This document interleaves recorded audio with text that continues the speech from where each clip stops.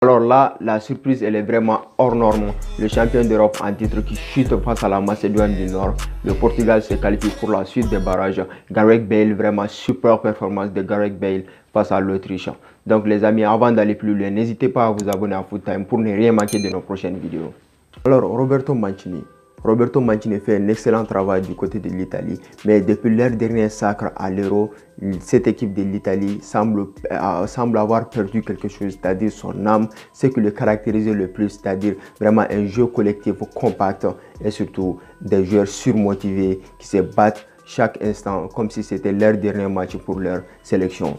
Donc c'est ce qui a manqué à l'Italie, c'est ce qu'on n'arrive pas à voir vraiment dans les yeux des joueurs italiens, des joueurs comme Marco Verratti, Jorginho, ainsi de suite. Au milieu du terrain, je pense que tu as des joueurs extraordinaires qui sont des classes internationales, franchement.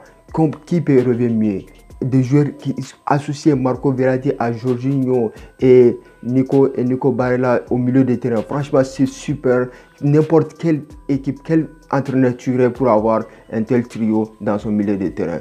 Donc je pense que Roberto Mancini, vraiment, il n'arrive pas du tout plus, il n'arrive plus à galvaniser cette équipe de l'Italie. Moi, personnellement, j'ai regardé le match, je vis un collectif surtout vraiment en manque de cohésion collective, surtout dans le jeu, il n'y a rien, il n'y avait pas rien, il n'y avait pas quelque chose de cohérent comme c'était le cas lorsqu'ils ont gagné l'Euro. Donc l'Italie a surtout manqué beaucoup d'occasions. Oui, ils ont manqué beaucoup d'occasions, des occasions franches vraiment qui auraient dû finir au fond des filets. Peut-être c'est là, peut-être que c'est peut-être là le vrai problème de cet effectif, le vrai problème pardon, de cet effectif. Si on regarde par exemple des joueurs comme Ciro Immobile qui hier soir était sur le front de l'attaque, il était carrément isolé. Franchement, moi je ne l'ai pas vu avec beaucoup d'occasions. Donc c'est peut-être la créativité qui a manqué à cet effectif de l'Italie. Donc les Italiens peuvent s'en mordre le droit. Hein. Les mecs qui sont quand même tombés face à la Macédoine du Nord. Franchement, terrible désillusion donc pour la nation italienne.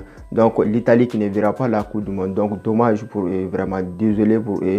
Donc ça aurait été beaucoup plus intéressant avec cette équipe de l'Italie qui vraiment, par sa rage de vaincre, aurait donné un tout autre ambiance à cette Coupe du Monde qui s'annonce chaud bouillant du côté de du Qatar. Pardon.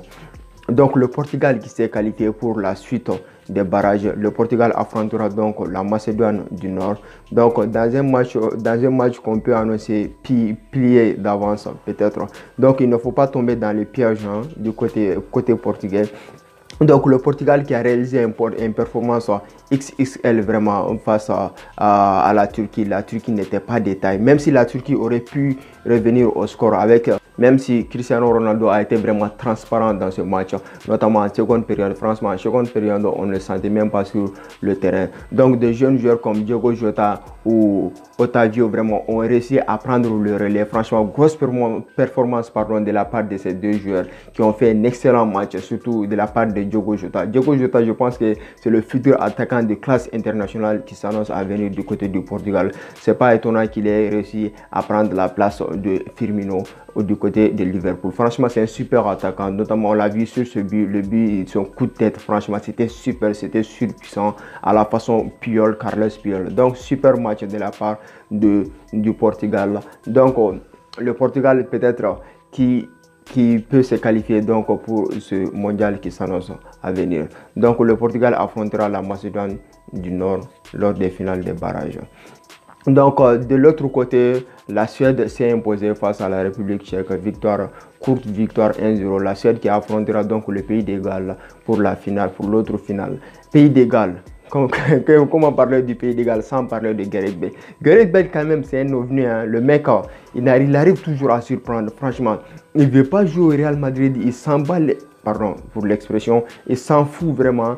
Donc, pour ne pas être grossier, vraiment, il s'en fout le mec. Et puis, quand il vient au Pays de Galles, il renaît de ses cendres. Franchement, Gareth Bale, c'est un ovni, c'est un mec qu'on n'arrive pas à comprendre. Franchement, moi, personnellement, je ne comprends pas sa mentalité. Il s'en fout du football. C'est comme s'il n'est pas passionné par le football. Donc, le mec, le Real a connu une grosse bourde en recrutant ce gros boulet qui est Gareth Bale. Donc, grosse performance de la part de Gareth Bale qui, à lui seul, a réussi à claquer un doublé pour pour espérer, pour donner de l'espoir à son pays pour se qualifier pour la Coupe du Monde. Donc les amis, c'est tout pour cette petite vidéo. Si la vidéo vous a plu, n'hésitez pas à vous abonner à Foot Time pour ne rien manquer de nos prochaines vidéos. Donc pour vous, c'est gratuit, mais pour nous, c'est un super soutien pour la chaîne et ça nous motive à vous produire d'autres vidéos. Donc n'hésitez pas à nous donner votre avis en commentaire s'il y a quelque chose qui ne vous plaît pas dans la vidéo, ou soit si vous avez d'autres idées pour permettre à la chaîne de se développer. Donc merci à vous et bonne soirée.